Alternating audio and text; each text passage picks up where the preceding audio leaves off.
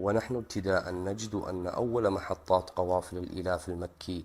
على الطريق المتجه شمالا من مكة هي يثرب. المحطة الأولى يثرب، ومن يثرب يفترق طريق الإيلاف المكي إلى طريقين. الأول يتجه عبر وادي الرمة جهة الشرق إلى وادي الباطن، ومنه إلى خصيب أرض الرافدين، وهو طريق رقم 1. وعلى ضفاف هذا الطريق 1 كما قلنا كانت هنالك مراكز حضرية تتوزع حول هذا الطريق وتتمحور عليه،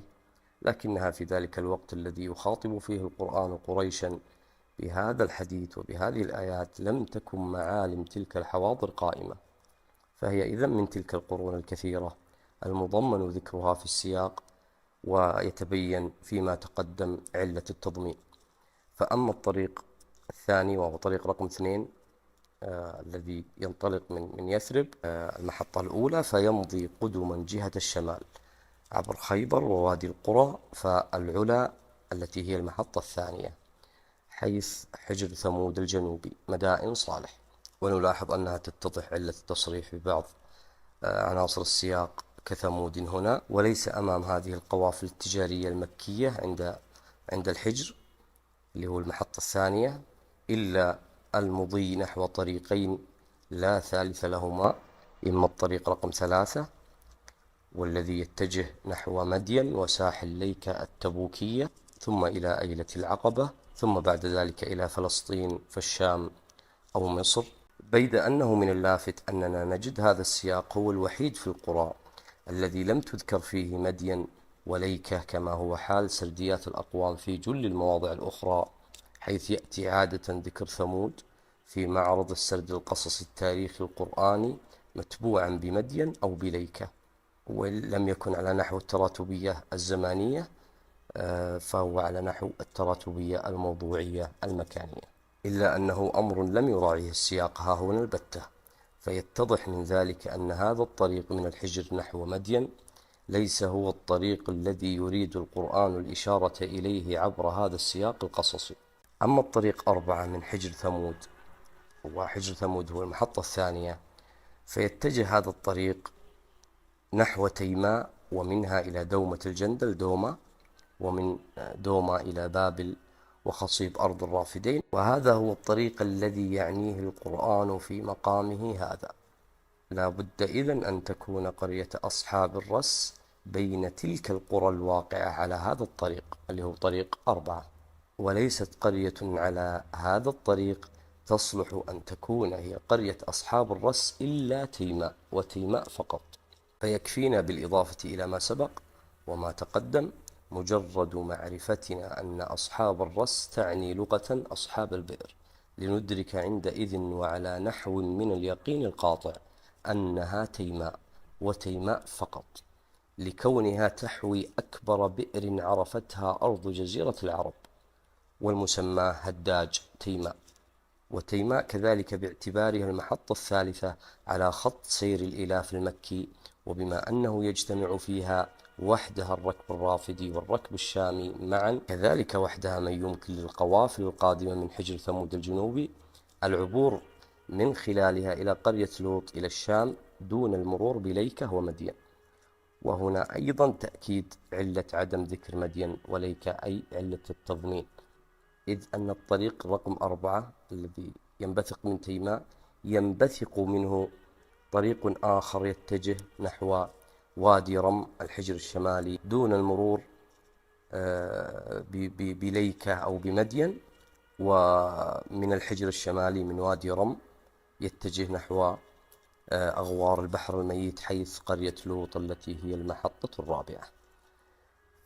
فالمحطة الرابعة التي هي قرية لوط في خط سير القوافل بالنسبة إلى الركب الشامي، والذي لا يمكنه تجاوزها رغم إمكانية أن يتجاوز مدين وليكة، أو أن يتجاوز تيماء من الحجر عبر ليكة ومدين. فنلاحظ إذن أن خط السير كما هو مرصود بالتواتر التاريخي المصدق والأثر الأركيولوجي المحقق يتطابق مع خط السير المتبع في هذا السياق تطابقا تاما لا لبس فيه ولا غبار عليه. وبمقتضى محورية قرية أصحاب الرس في هذا السياق، فإنه يفترض أن يكون لتيماء إذن باعتبارها قرية أصحاب الرس ارتباطا ما بعناصر السياق كارتباطها سالف الذكر بقرية لوط. وبالفعل نجد أنها وحدها تيماء وتيماء فقط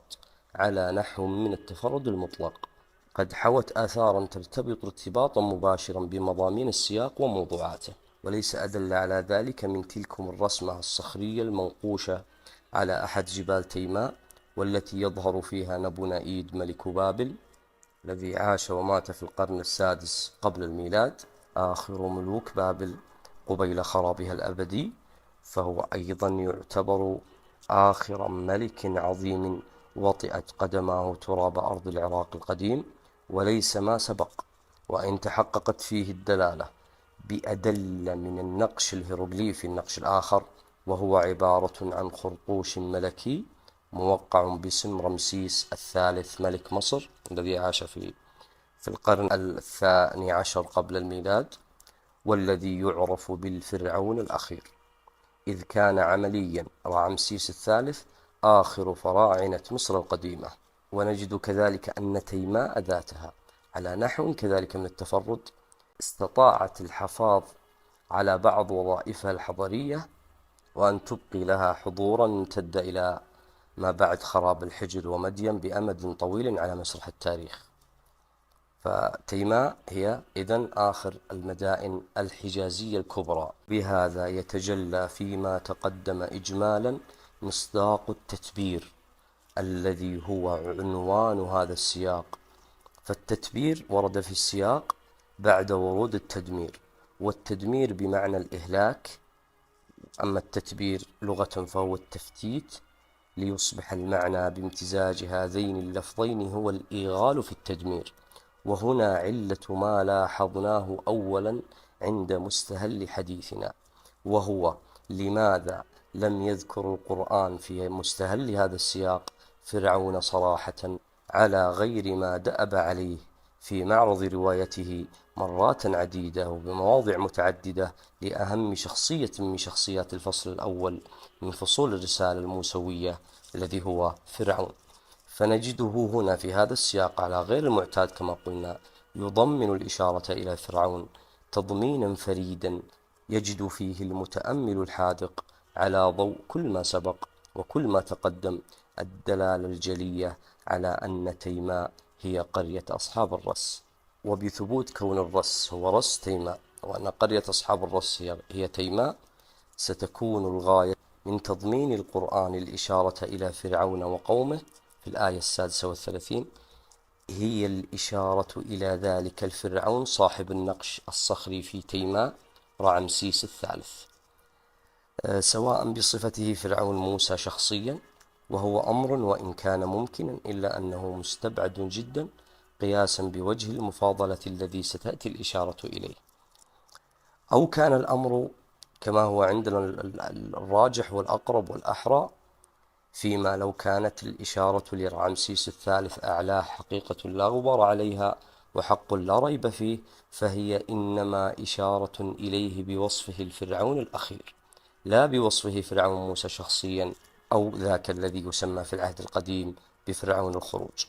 وبما أنها قد انتهت عمليا بانتهاء حكم رعمسيس الثالث حقبة مملكة مصر القديمة، فإنه يستبين لنا إذن لماذا كانت الإشارة إلى فرعون وقومه مضمنة كالآتي: إلى القوم الذين كذبوا، ليس إلى فرعون أو إلى فرعون وملئه.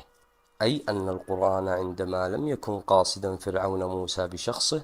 ضمن الإشارة إليه مشيرا في حقيقة الأمر إلى الحضارة المصرية، فيكون الأمر على نحو أنه وبعد أن أهلك الله فرعون موسى كشخص كان الإجهاز التام على قومه من بعده كأمة وكحضارة في إبان تلك الحقبة الحالكة من تاريخ مصر القديمة، والتي يمكننا القول بأنه ما إن سقط في أعقابها رعمسيس الثالث مضجرا بدمائه قتيلا حتى أذن الله لشمس حضارة مصر القديمة أن تغرب إلى غير المشرق. وأما بخصوص الإشارة الضمنية لرعمسيس في الآية 38 فيما لو كانت، فعلى ضوء ذلك وبناء عليه كان وجه المفاضلة عندنا فيما رجحناه إزاء ما استبعدناه بخصوص ذلك هو تحقق الدلالة على التتبير، كون التتبير يمثل وحدة موضوع السياق كما تقدم، لذلك كان اختيارنا لما تحققت فيه تلك الدلالة التحقق الأوفى. وبما أنه لا رعمسيس الثالث فرعون موسى ولا بالطبع نبو نعيد كان ملكا من ملوك عاد الأولى قوم هود، فليست إذن دلالة الإشارة الضمنية إلى رعمسيس الثالث في الآية 38 على فرض تحقق جميع ما سبق إلا كناية عن ذلك التتبير الذي عناه القرآن في مقامه ومقاله هذا، والذي يتحدث فيه القرآن عن مرحلة تاريخية طوت إبانها يد الله صفحة العالم القديم.